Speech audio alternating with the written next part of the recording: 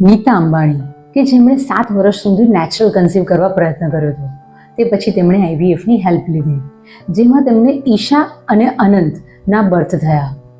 Twins pregnancy as આઈવીએફમાં 2 embryo મૂકવાથી આઈવીએફના result વધી જતા હોય છે. 2 બાળકો આવે છે એની સાથે એના કોમ્પ્લિકેશન્સ પણ આવતા હોય છે, જેમ કે પ્રીમેચ્યોર ડિલિવરી. તો ઈશા અને અનંત પણ પ્રીમેચ્યોર ડિલિવર થયા હતા.